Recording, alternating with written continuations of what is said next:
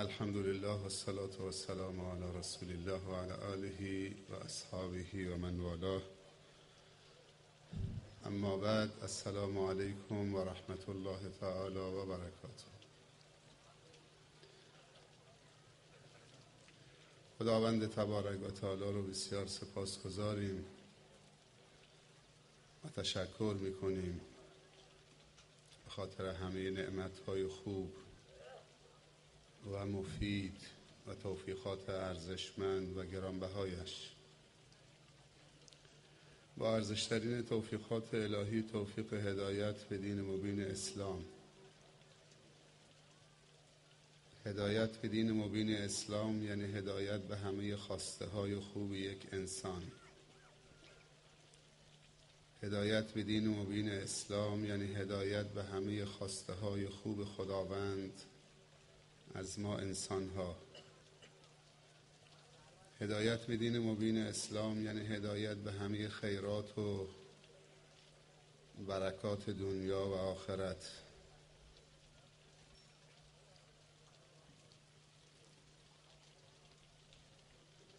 هر نعمتی خاصیت مفید بودن و رشد و توسعه و تعالی و توانمندی و ترقی و سعادت و خوشبختی دارد. خاصیت نعمت هست. اگر این خاصیت رو نداشته باشه نعمت نیست و خداوند اونو برای بندگانش تجویز نمیکنه، چون خداوند خیرخواه بندگانش هست.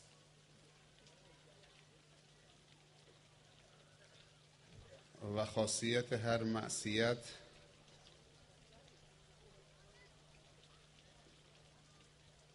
نجس بودن و فساد بودن و مضر بودن هست.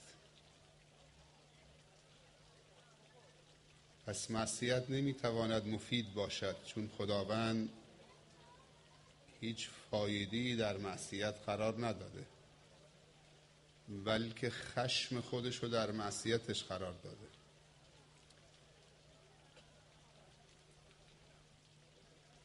و طاعت نمیتونه مضر باشه، چون خداوند خوشنودی و رضایت خودش رو در طاعت قرار داده. اگر من و شما بندگان خدا هستیم،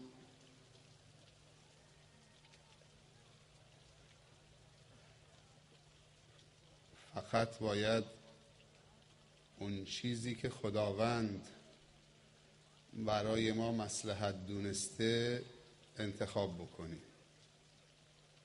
اگر نکنیم حسن انتخاب نداریم. پس جز خودمون احدی رو سرزنش نکنیم. هرچه کنی به خود کنی، گر همه نیک و بد کنی. کس نکند به تو آنچه که خود به خود کنی. از مکافات عمل غافل مشو، گندم از گندم بروید، جو ز جو.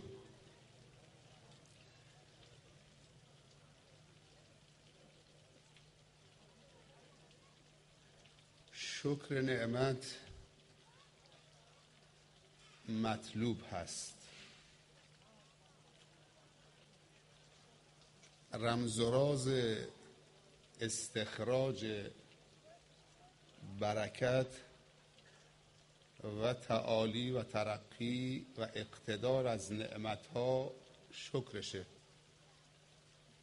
اگر من و تو از نعمتها شکر رو استخراج کردیم، اون نعمت به کام ما و شما خواهد شد. نعمت منهای شکر فلاکت و بدبختی. کسی تصور نکنه از ما و شما که اگر من و تو توفیق شکر رو پیدا کردیم، این شکر ما سبب توسعه هیمنت و اقتدار خداوندی بر کون و مکان میشه. این اعتقاد کفره. اگر ما اعتقاد داشته باشیم که شکرگزاری ما سبب تقویت خداوند می شود، این کفره. یا اگر من و تو اعتقاد داشته باشیم که اگر کفران نعمت بکنیم و نعمت خدا رو پایمال بکنیم، هیمنت خداوندی رو تضعیف میکنیم و اقتدار خداوندی رو و جلال و کبریای خداوندی رو زیر سوال میبریم، این هم کفره. چون اقتدار خداوند ذاتیه، نه شکر ما اونو تقویت میکنه نه کفر ما اونو تضعیف میکنه. این حرف خود خداونده در محکم تنزیل. با خدا و خودمون رو راست باشیم.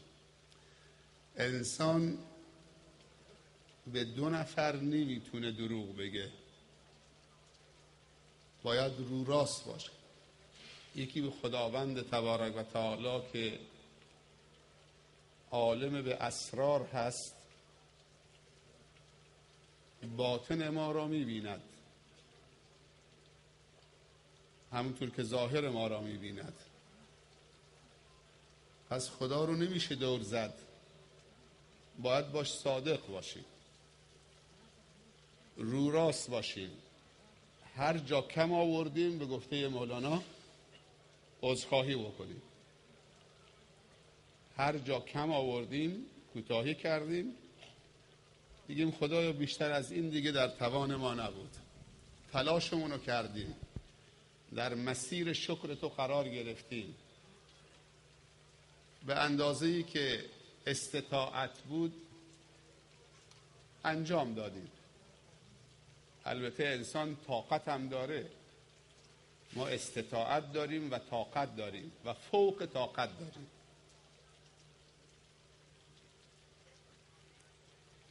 استطاعت توان عادی است،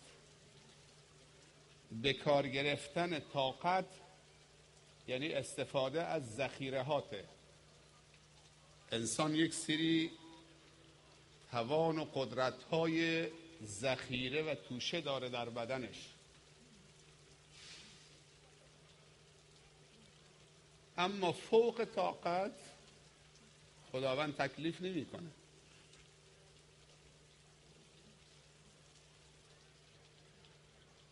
پس اگر در طاقتمون هست به استطاعت اکتفا نکنیم و بعد به خدا بگیم اون چیزی که در توانمون بود انجام دادیم، طاقتمون رو به کار بگیریم. خداوندی که از بندگانش میخواد که در راهش جهاد بکنن و شهید بشن، پس این طاقت رو به بندگانش داده. بالاتر از شهید شدن نیزی بیاد تو پیشانیت، خنجری بیاد تو سینه و قلبت، 2 بازوت رو قطع بکنن،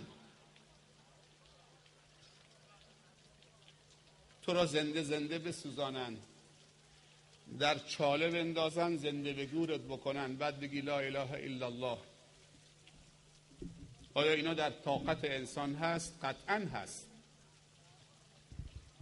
اگر در طاقت انسان نبود خداوند جهاد و فرض نمی کرد.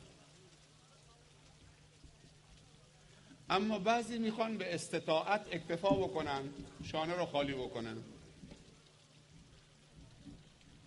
میل خودشونه.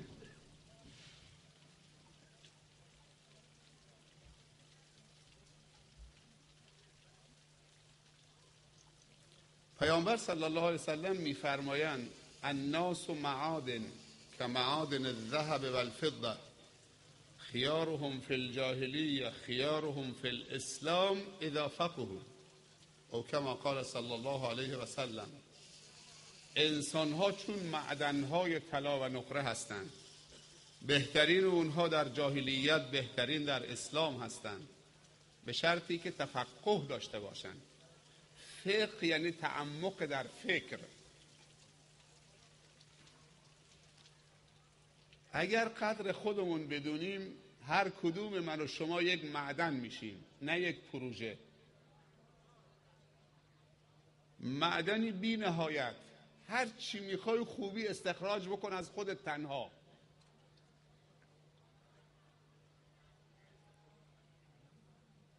ولی وقتی نظر خدا از انسان برمیگرده چی میشه؟ معدن میشه، پرخیر و برکت میشه، یه معتاد شرابخوار ولگردی میشه که جز اذیت و آزار و فلاکت و بدبختی چیز دیگه ازش ساخته نیست. داستان حضرت حذافه رو شیخ عزیزمون آقای امینی مطرح نمودن.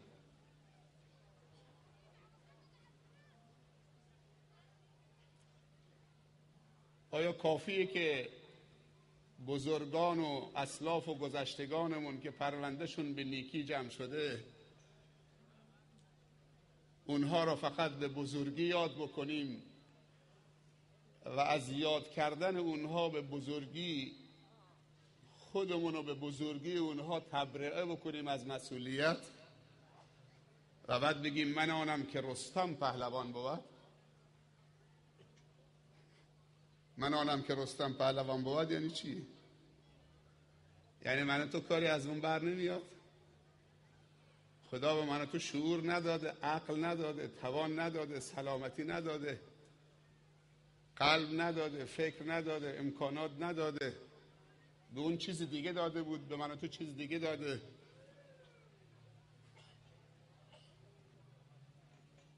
خیلی خوبه این که گذشتگانمون رو همیشه به بزرگی یاد بکنیم. این ادای و ایفای حقه. این تحدث به نعمته، اما به نعمت ربک فحدث.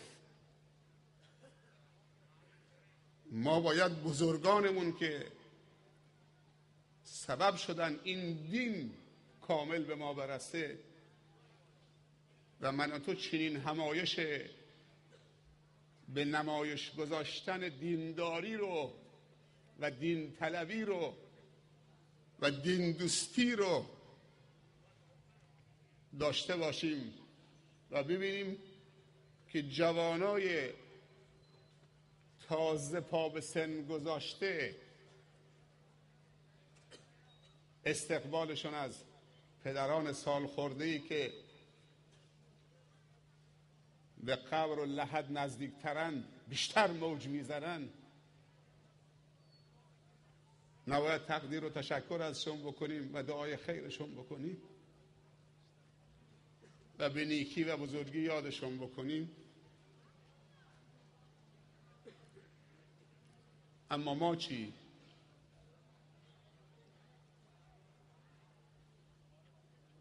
حضرت عمر فاروق اینطوری بود، حضرت حیدر کرار اینطوری بود، حضرت عثمان ذوالنورین اینطوری انفاق میکرد و من تو مچمون رو گرفتیم. مال خودم برای خودم، مال همم برای خودم، مال حلال برای خودم، مال حرامم برای خودم، همش برای خودم.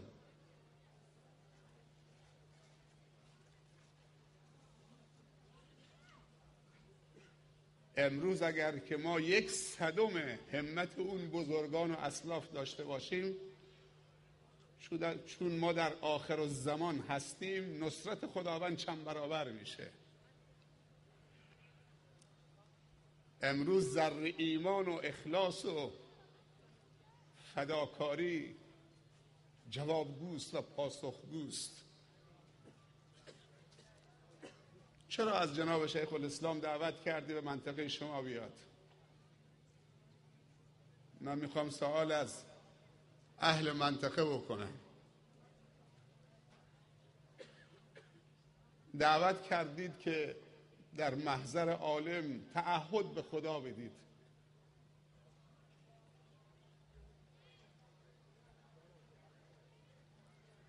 اگر ایشون پوش کردن رفتن، دوباره ما برگشتیم تعهدمون رو نقض کردیم، همینطوری که جناب مفتی گفتن خیلی بی حرمتی به علمامون کردیم. چند روز شما منتظرید، انتظار میکشید، پیر و جوان. حتی برای من SMS داده بودن که قرار مولانا بیاد سورو. ما 3 تا سورو داریم تو استان هرمزگان، 3 تا سورو داریم که یکیش چون 3 تا داشتیم دادیم به بلوچستان. چند سالی میشه گفتیم ما 3 تا داریم، یکیش برای شما. سوروی بندرعباس که محله ماست، 13,000 نفر. از نماز صبح و قبل از نماز صبح هی SMS میاد مولانا میخوان سورو بیان. اونا سوروی دیگه نمیشناسن ها، نمیفهمیدن که اینجا هم یه سوروی دیگه هست. 100 تا قسم دادن به ما که بگو تا تو مسیرم که می آمدیم. حالا من چقدر جواب بدم؟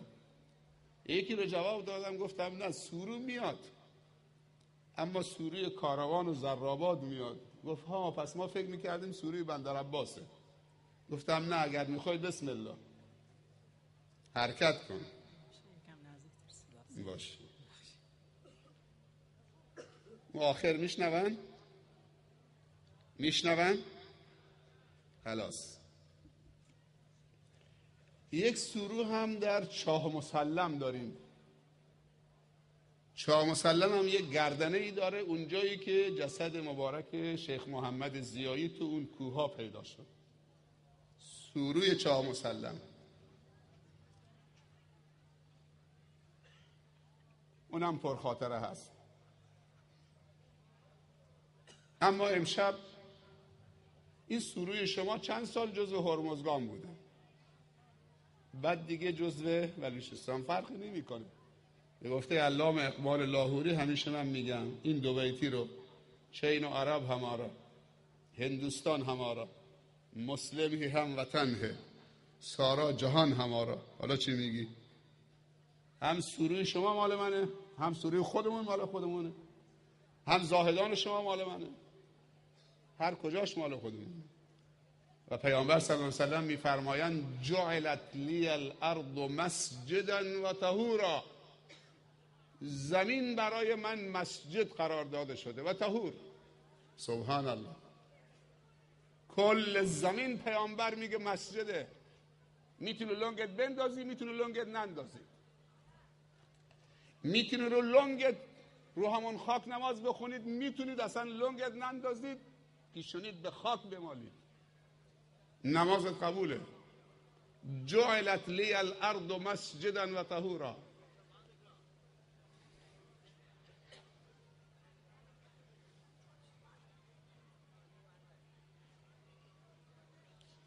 میگه جمع کثیر از خواهرها تو مکتب در جوار این برنامه گوش جان میسپارند، به اونها هم توجه بکنید.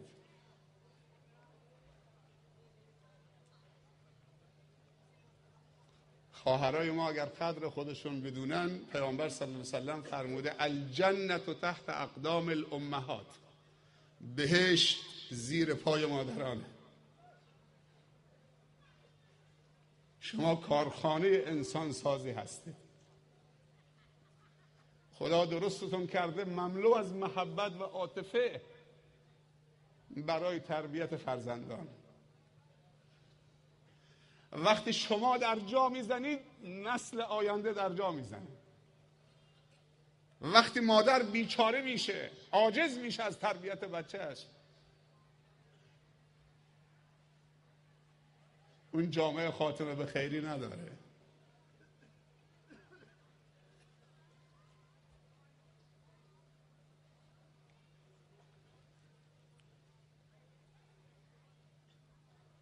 حسن انتخاب داشته باشیم.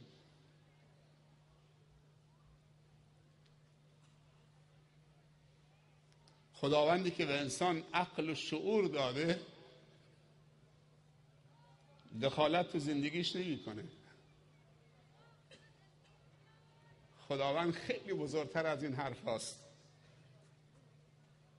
به منی که عقل و شعور داده، به شما که عقل و شعور داده، از اون بالا اگر اشتباه کردید، بد انتخاب کردید، بیا یه سیلی بهت بزنه که تو بد انتخاب کردید.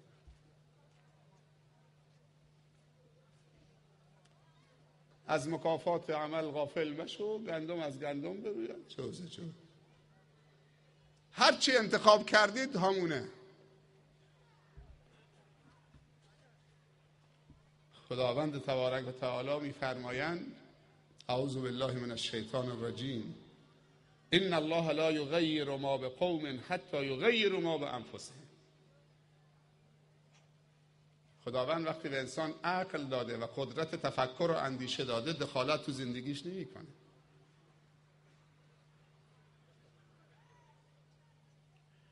اگر در من و تو اقدام تبدیل به احسن مشاهده کرد، اینجاست خداوند وارد میشه، نصرت میکنه. راه 100 ساله رو یک روزه طی میکنید. کافیست که دلت عوض بشه، فکرت مستقیم بشه، دلت خالص بشه، تصمیم تو بگیری. اگر تو سن 70 سالگی باشی،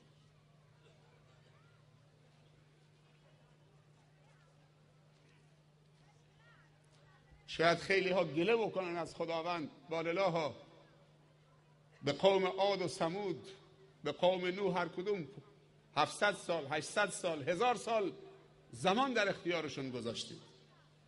نوبت امت محمد صلی الله علیه و سلم که رسید گفتید 40 سال 50 سال 60 سال، نهایت 70 سال 80 سال.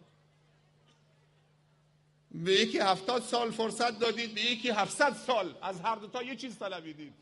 وقت ما خیلی کوتاهه.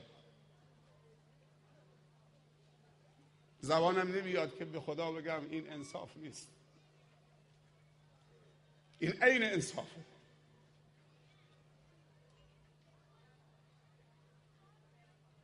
متصرف در عبادشه. چون کلمه رب در لغت عرب به 4 تا معنی میاد. یکی به معنی مربی و مصلح، الله مربی است. یکی به معنی مالک، الله مالکه. یکی به معنی السید المطاع، آقای اطاعت شده. الله مسلط بر دلهای ماست با عشق و ترس، هر دوتا.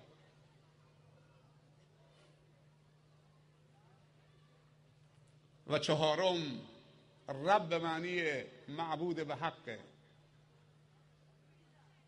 وقتی اول صبح میگی رضیت بالله ربا، یعنی این 4 تا معنی.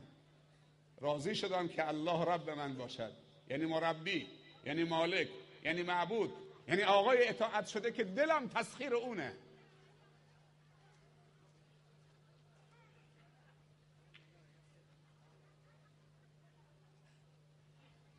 این اذکار صبح و مساست.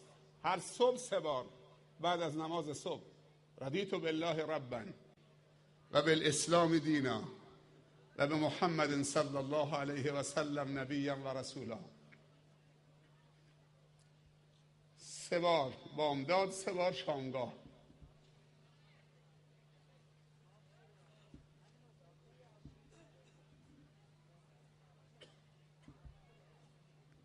این میدونی معنیش چیه؟ یعنی اعتراف. ای الله، ای رب، من به تو اعتراف میکنم هیچ ربی غیر از تو در زندگی من وجود نداره که من ازش حرف شنوی داشته باشم. در کشور هند بیش از 3000 خدا وجود داره. کشور عجایبه. بیش از 3000 خدا و معبود پرستش میشه. ولی خدایا من در زندگیم فقط تو رو دارم. به چپ و راستم نمیچرخم. من انتخابمو کردم. هر 4 معنی ربو باید زیر نظر بیارید.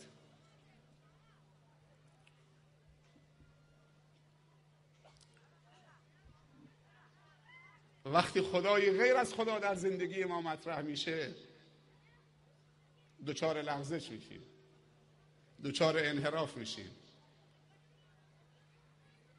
دچار فلاکت و بدبختی و بی‌اعتباری میشیم، بی‌حیثیتی میشیم. مواظب دو چیزتون باشید. یکی مواظب قلبتون، یکی مواظب فکرتون. این دوتا منحرف نشه. خداوند وقتی به انسان فکر داده گفته خودت مسیر تو انتخاب کن، من بر مبنای انتخاب تو با تو تعامل میکنم. هر چی رو انتخاب کردید تعامل بر همون مبناست. اعوذ بالله من الشیطان الرجیم. بسم الله الرحمن الرحیم. تبارک الذی بیده الملک. داره قدرت نمایی میکنه. ملک دستشه، فرمان روایی دستشه. و هو علی کل شیء قدیر. بر همه چیز قادره. الذی خلق الموت والحیات. چرا مرگ رو پیش کرد؟ چون اونهایی که میخوان از حیاتشون لذت ببرن باید به فکر مرگ باشن، وگرنه لذت از حیات نیست. الذی خلق الموت والحیات. اگر میخوای حیات داشته باشی در دنیا و آخرت و حتی در برزخت، باید مرگ رو فراموش نکنی. الله خالق مرگ و زندگی است. اما اگر مرگ رو فراموش کردید، مرگ واقعی تو چه؟ رقم میخوره. این درخت خرما رو میبینید در قرآن به اسم شجره مبارکه ازش یاد شده. بعضی انسانها رو باید بکنیم، درخت جاشون بکاریم. مفید نیستن. وقتی مفید نبودید باید جمع بشید، باید جا درخت بکاریم.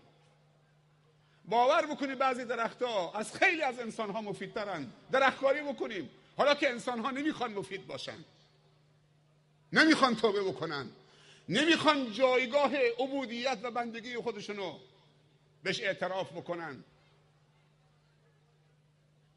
باید درخت کاشت.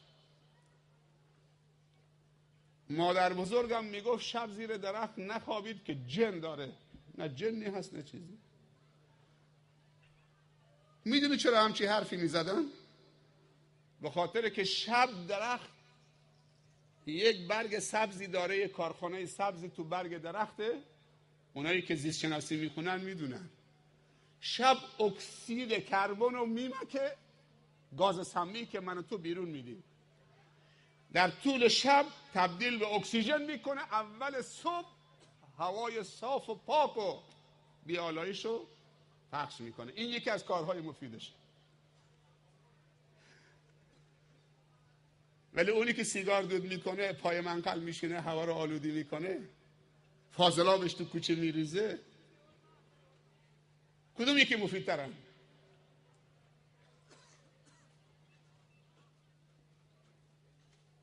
صدای ضبط صوت آلودگی صوتی رو ایجاد میکنه. اگر عروسی داره تا نماز صبح میزنه. باندهای مورتالبو ایتالیایی بزرگ گذاشته که منطقه رو داره میلرزونه. از آن صبح میگه دست از شرابخوری و عیاشی و خوانندگیش نمیکشه. زن و مردم مست و سکرانن دارن میرقصن. بزرگتران سکوت رعایت کردن. باور بکنید این درخت بهتره. این یکی از فواید درخته. دومین فایدهش اینه که فضای سبزه، چشم نوازه و دل نوازه. ابن القیم در طب نبوی میگه که نگاه کردن به 4 چیز سبب روشنی چشم انسان میشه. یکی نگاه کردن به خانه خدا، کعبه معظمه. چشم تیتاری بیرون میاد، بزرگ میشه. چشم داخل نمیره اینطوری تنگ بشه. میخوای این چشمت از کاسه در بیاد چه؟ کعبه رو ببینید. دوم نگاه به خط مصحف. کلام رب العالمین چشم تاریک نمی کنه، چشم و دل رو روشن میکنه. سوم نگاه به مناظر زیبای طبیعت. مگه الله لطیف نیست؟ کسی که ظرافتکاری بلده. چرا اینا جلو من گذاشتید؟ خداوند رنگ طبیعت و سبز و آبی انتخاب کرده. بالا آبیه، آب آبیه، معظم طبیعت سبزیه. یکیش همون تبدیل هواست، دوم فضای سبزی که چشم رو روشن میکنه. شما وقتی به یک زباله‌دونی نگاه میکنید کم کم چشمت تنگ میشه، اینطوری اونقدر تنگ میشه نمیخوای با قرص چشمت اونو ببینید. زباله‌دونی یعنی کسی چه اینطوری نگاه میکنه؟ مگه چمن سبزیه؟ مگه گل جلوش که چشمو باز بکنه؟ و سرمه کردن چرک چشمو پاک میکنه. البته یکی از فواید اشک در چشم هم همینه، پاک کردن چشمه. و یکی از فوایدش صیقل دادن دله. بعضی قطره ها نه تنها کارش چشم پاک کردنه، بلکه دل پاک کردن از گناهه. صیقل میده. اشک از چشم میشه که اما اینجا چه؟ صیقل داده میشه. سومین فایده درخت سایه.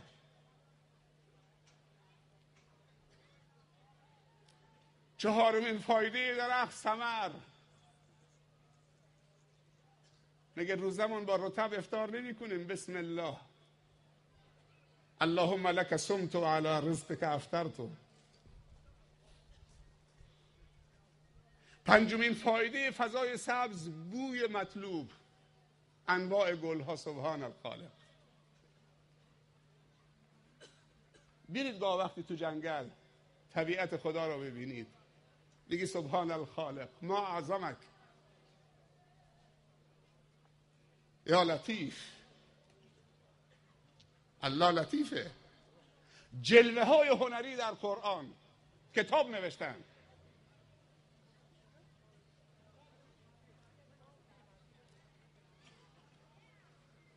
الذي خلق الموت والحیات لیبلوکم ایکم اکثر عملا. همه حفاظ میگن شیخ اشتباه خوند آیه. لیبلوکم ایکم اکثر عملا. چون که شیخ سکوت کردی یعنی شیخ اشتباه نمیکنه. لیبلوکم اکثر عملا است چیه؟ احسن عملا. در اسلام اکثر العمل مطرح نیست، احسن العمل مطرحه. اگر شب تا صبح نماز بخونید، نماز طبق سنت نباشه، ذکر بکنید طبق سنت نباشه، عبادت بکنید طبق راه و روش پیامبر نباشه، درش اتباع نباشه، برباد میره. حالا احسن العمل چیه؟ این که دو تا حسن داشته باشه. یکی حسن اخلاص، حسن نیت، و یکی حسن پیروی و متابعت.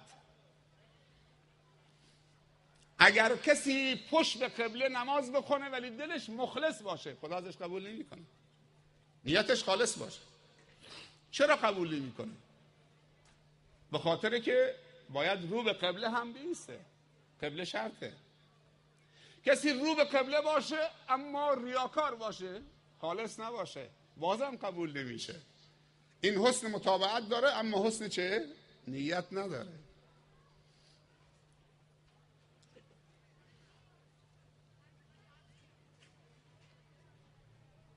خداوند تبارک و تعالی در قرآن امت محمد صلی الله علیه وسلم را با 4 تا وصف توصیف کرده، با 3 تا وصف.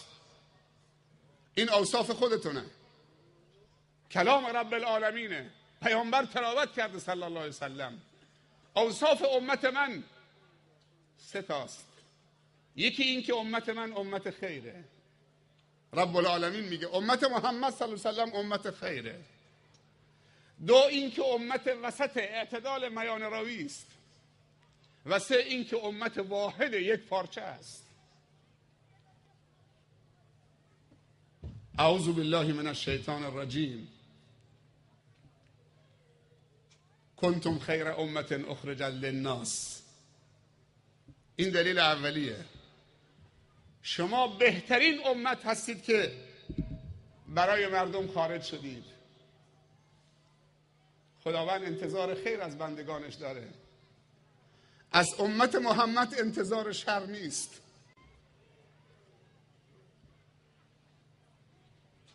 فکر میکنم در ختم بخاری، نمیدونم چند سال پیش این مثال زدم. من الان لباسم رو تو کشیدم، شلوارم رو تو کشیدم، مسواک زدم، بخوشی استفاده کردم، ریشم رو شونه کردم، سرم رو شونه کردم.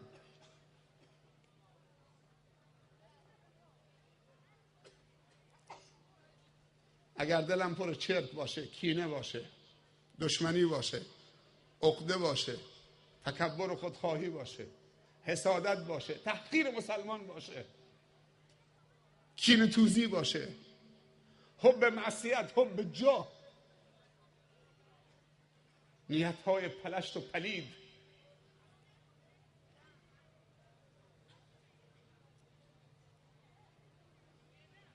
معذرت میخوام گل به روی شما. اگر شما یه دانه پیاز گندیده، یه دانه سیب زمینی بدبویی که فاسد شده، له شده، تو صندوق سیب زمینی تو سوپر میوه، یه دونه پیاز فاسد شده، یه دونه سیب زمینی فاسد شده، بذاری تو جیب پیراهنت. یه سیب زمینی فاسد شده هم تو جیب شلوارت، یه پیاز فاسد شده هم تو یه گوجه له شده هم تو جیب. چقدر تحمل میکنید؟ فقط مثال پیاز و سیب زمینی. چقدر تحمل میکنید؟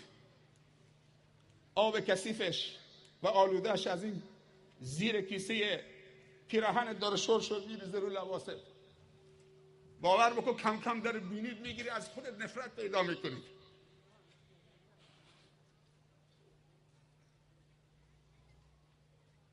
تحمل بوی عفن و نتنه و بعد یک سیب زمینی و یک پیاز برای 10 دقیقه نداریم تو جیب پیراهنمون و شلوارمون. ولی تعجب ما اینجاست، یعنی حسادت به اندازه یک پیاز فاسد شده نیست که تو سینه من و توست، نه تو جیب پیراهنمه. تکبر و غرور و خودخواهی و عقده و کینه نسبت به برادر و خواهر مسلمان که تا مرز خون ریختنش هم میره. به اندازه یک سیب زمینه گندیده بدبو نیست که تو در بینید بگیرید و بگی آخ عجب بویی از تو سینم داره میاد.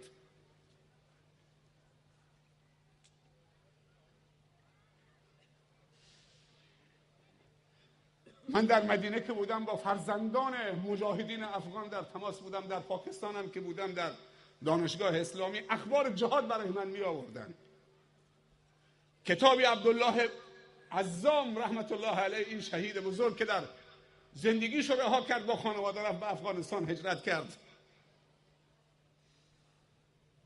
درباره مجاهدین و قافله مجاهدین و شهدا میگه بعضی موقع قافله با فرماندهشون ودا میکردن، میرفتن برای قتال روس، جنگیدن با روس ها، کمونیست ها. 250,000 کماندو فرستاده بودن تو رو افغانستان مظلوممون. میگو اون قافله گم میشد، 1 ماه ما خبردار نمیشدیم ازش که چی شده. برنگشتن، دنبالشون میگشتیم، بعضی به اسارت گرفته شدن، بعضی کجا رفتن. میگو بعد از 1 ماه قافله دیگه میفرستادیم. وقتی میرفتن برای جهاد، از مسیر شاید 200 متر یک بوی گلاب، بوی لطیف خوش، بوی گل محمدی، بوی گلاب با نسیم خنکی به مشام قافله بعدی میخورد. دنبال بو میرفتن که جسد شهید، جسد اون مجاهد اونجا بوی مشک ازش داره تولید میشه.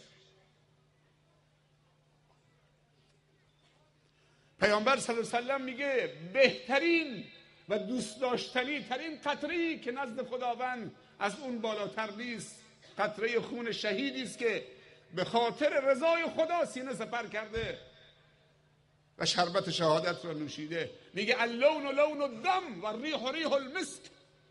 میگه رنگ اون خون رنگ خونه، اما بوی اون خون، الله میگه که، پیامبر صلی الله علیه و سلم میگه که بوی اون خون بوی مشکه.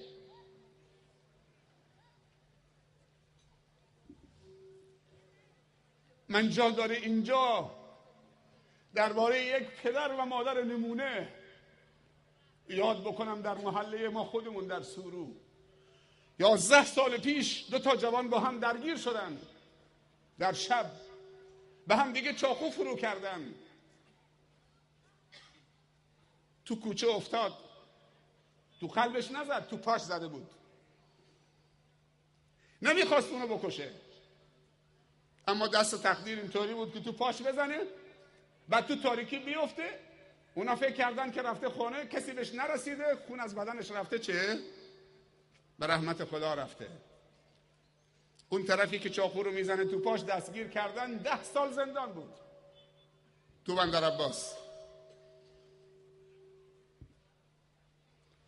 علما و بزرگان قوم جمع شدیم، نه یک بار، تو این 10 سال هر چند مدت میرفتیم پیش مادر مقتول و پدر مقتول، آقای زاد یوسف و خانم پنیلو، پدرم، برادرم، مادرم. اون دیگه بر نمیگرده، شما رضایت بدید، شکر خدا بکنید. خیلی ممنون، جزاکم الله خیر. شکر خدا بکنید که بچه تو قاتل نبود که این همه منت بکشید. حالا بچه تو مقتول مظلومه، همه دعای خیرش میکنن، حق به جانب شماست، اما لذتی که در گذشت هست در انتقام نیست. شما عفو بفرمایید. حالا 10 سال زندانه. حب انتقام خوب نیست. انسان‌های بزرگ حب انتقام ندارن. کسانی میخوان که رهبر جامعه باشن، بزرگ جامعه باشن، مدیریت بکنن جامعه بشری رو، نمیتونن حب انتقام داشته باشن. انسان‌هایی که حب انتقام دارن انسان‌های کوچکن، هرچند که به ظاهر بزرگ باشن. مگر در فتح مکه پیامبر نگفت اذهبوا فانتم الطلقاء؟ حتی نگفت بشون که مسلمان بشید. هند و بخشید، هند جگرخوار که جگر حمزه رو به دندان گرفته بود و حمزه رو مسله کرده بود در غزوه بعد، در غزوه احد. ابو سفیان رو بخشید، هند رو بخشید. گفت اذهبوا فانتم الطلقاء یا معشر قریش ما تظنون انی فاعل بکم. گمان شما درباره من چیه؟ گفتن اخ کریم و ابن اخ کریم. تو برادر بزرگوار و برادرزاده بزرگوارید، جز سخاوت و گذشت و عفو و بخشش چیز دیگه از تو سراغ ندارین. گفت برید همتون که آزادید، همتون رو بخشیدم. آخرین باری که 1 ماه پیش بود رفتیم با بزرگان محلمون پیش این پدرمون و مادرمون، قول داد که میره رضایت میده. چند روز پیش، تقریبا 1 هفته پیش، تو روزنامه صبح ساحل خوندم که اون پسر آزاد شده. مصاحبه کردن با خانوادهش، با خانواده مقتول، با پدرش، با مادرش، با خواهرش، با برادرش. میدونه مصاحبه چی بود؟ نوشته بود تو مصاحبه ما اول به خاطر رضای خدا، دوم به خاطر احترام بزرگانمون رضایت دادیم. دیگه هم نمیخوایم، مزدی هم نمیخوایم. ما دیشب دوباره همون بزرگان رفتیم خونهشون تشکر ازشون بکنیم که شما بزرگانتون رو سفید کردید.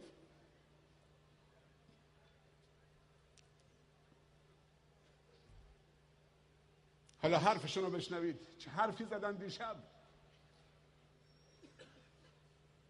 گفتن شیخ ما الان فکر میکنیم که این پسری که آزاد کردیم، رضایت دادیم، دوباره پسر مقتول خودمون به خانمون برگشته، دوباره پسرمون زنده شده آمده به خونه خودمون.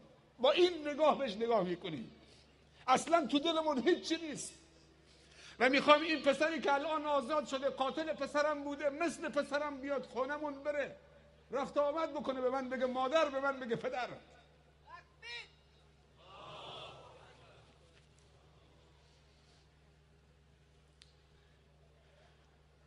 چقدر دلشون شاد بود.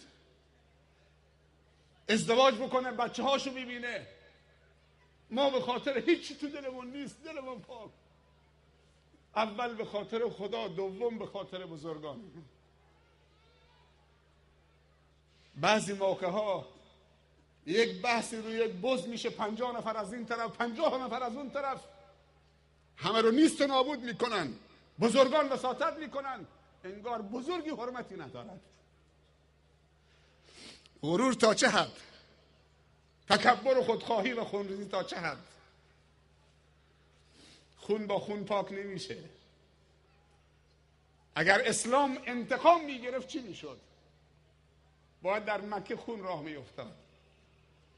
اما در فتح حنین پیامبر 100 تا شتر به ابو سفیان داد. 100 تا شتر، 100 تا شتر، 100 تا شتر، 100 تا شتر به ابو سفیان، به اون.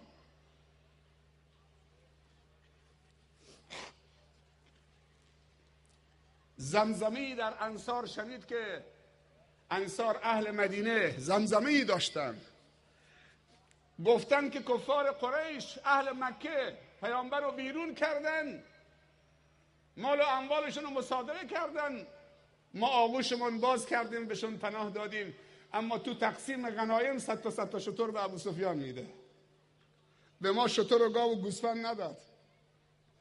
نوبت تقسیم شتر که شد، به ابو سفیان 100 تا شتر. پیامبر صلی الله علیه و سلم این مقوله رو شنید، انصار رو جمع کرد، جلسه خصوصی با انصار اهل مدینه. همه رو دستمال رو سرشونه. هر وقتم تمومه بگید. هرچند که مولانا بزرگواری کردن، گفت شیخ شما صحبت بکنید. حاضر شدن وقتشون رو به من بدن. ما یه سفری با هم از زاهدان به مکه داشتیم. اون سفر من هیچ موقع فراموش نمی کنم. کنار هم دیگه نشسته بودیم. وقتی خدا به انسان توفیق میده، در قافله حجاج بیت الله الحرام می رفتیم، سفر عمره. از زاهدان دوستان ثبت نام کرده بودن، زنگ زدن شما هم شیخ بیاد.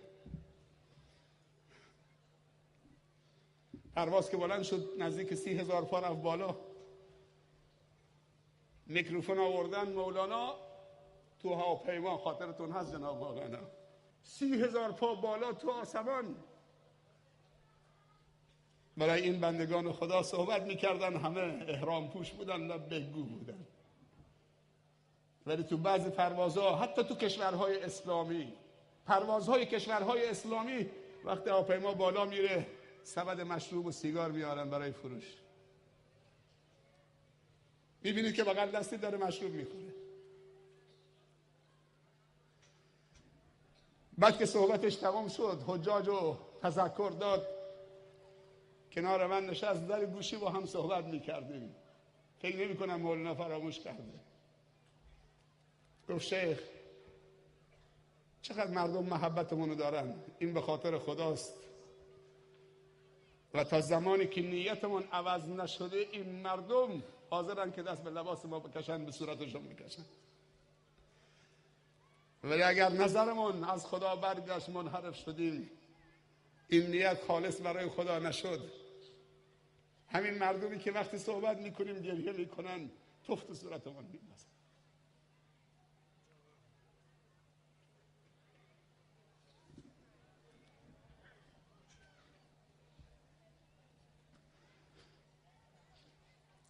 خدایا نظر تو بر نگردد.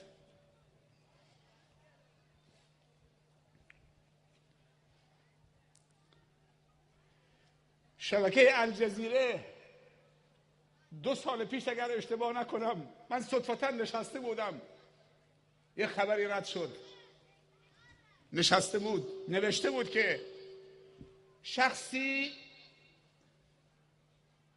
در عربستان سعودی شخصی رو به قتل میرسانه. حکم قصاص صادر میشه. متشکرم. شما رو به زحمت حکم قصاص صادر میشه برای پسر قاتل. پدر مقتول میره زندان که قاتل پسرشو ببره که گردنش بزنن. حکم صادر شده. پسر قاتل وقتی که میخوان گردنشو بزنن قصاص اجرا بشه، پدر قاتل میگه دست نگه بدارید.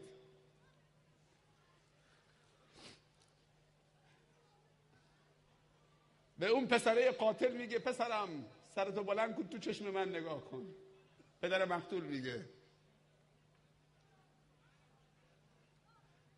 من میخوام از قصاص صرف نظر بکنم، رضایت میدم، اما یه شرط دارم قبل از رضایت. انتخاب با خودته، یا اعدام میشید یا شرط رو قبول میکنید. گفت شرطت چیه پدر؟ گفت من الان رضایت میدم، به تو فرصت میدم 1 سال یا 1 سال و نیم بر بگردی تو زندان شروع بکنی به حفظ قرآن. شرط من اینه. الان از قصاص منصرف میشم، 1 سال زمان از دادگاه میخوام، تو زندان شروع بکن به حفظ قرآن. آخرین آیه‌ای که حفظ کردید من چه اونجا عفو صادر میکنم.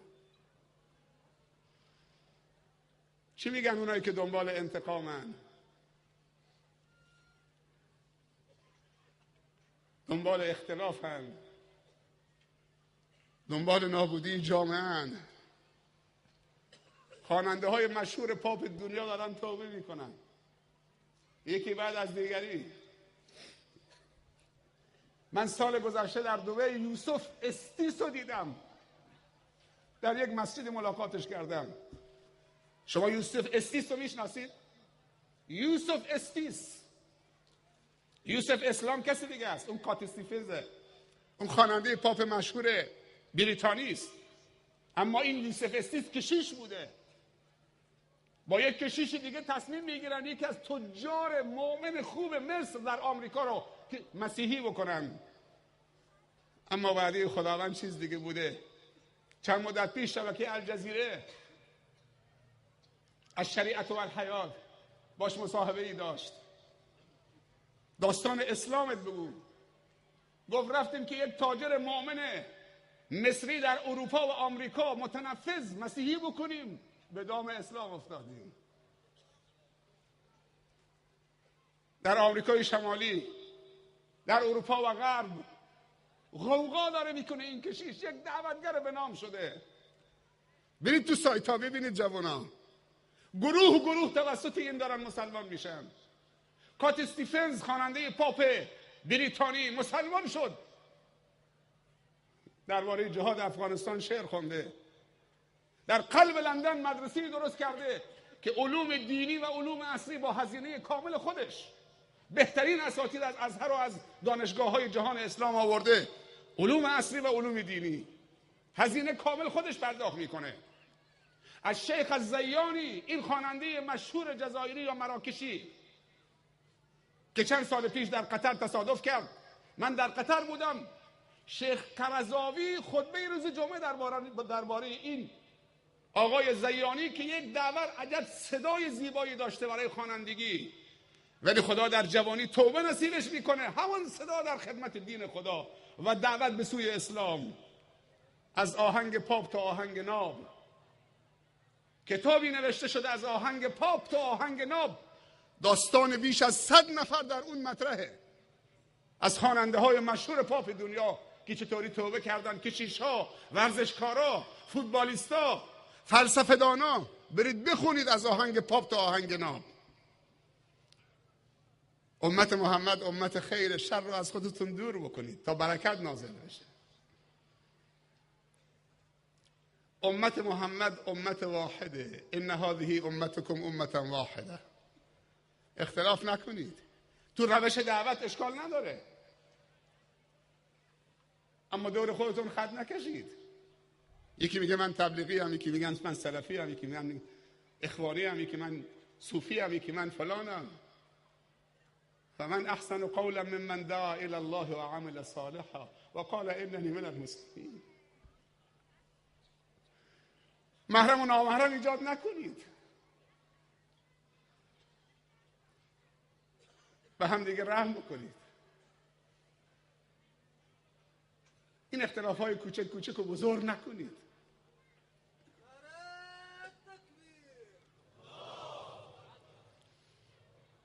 بذار از همدیگه استفاده ببریم. من از برکات شما، شما از برکاتی که خدا به من داده، از همدیگه حسنات کسب بکنید. انسان مؤمن وظیفشه که از حسناتی که خدا بهش داده به برادرش بده، نصیحتش بکنه، خدمتش بکنه، احسان بهش بکنه، یه چیزی یادش بده، کمکش بکنه، اونم دعای خیرش بکنه. ارحموا من فی الارض یرحمکم من فی السماء. به کسی که در روی زمین رحم بکنید تا اون کسی که در آسمان شما رو رحم بکنه. و سوم این که این امت وسط اعتدال و کذالک جعلناکم امة وسطا. اینا اوصاف پایداری و ماندگاریه. از حوصله همه شما تشکر میکنم. دیگه خودم خجالت میکشم این بزرگواری رو دوباره ادامه بدم.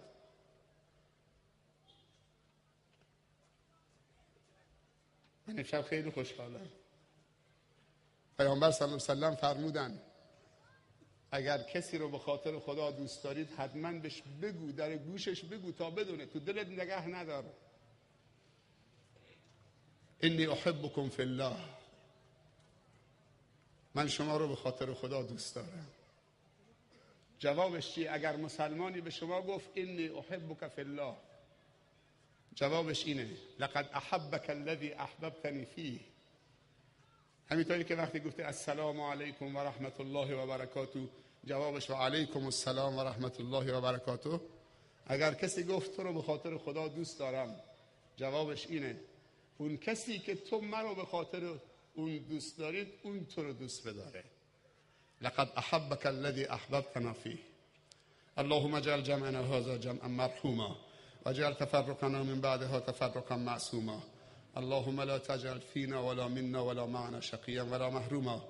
ربنا ظلمنا انفسنا وان لم تغفر لنا وترحمنا لنكونن من الخاسرين. سبحان ربك رب العزة عما يصفون و سلام علی المرسلین و الحمد لله رب العالمین. موفق و مؤید و سربلند باشید. همینجور که نشستید یه لبخند شیرینی بزنید، صدقه بگیرید. دندونا جزء عورت نیست، لبخند بزنید، نشون بدید دندوناتون دیگه. شادتر نشدید؟ دست همدیگر هم بگیرید. الان یه دست بگیرید، همدیگر رو حلال بکنید از جان و دل.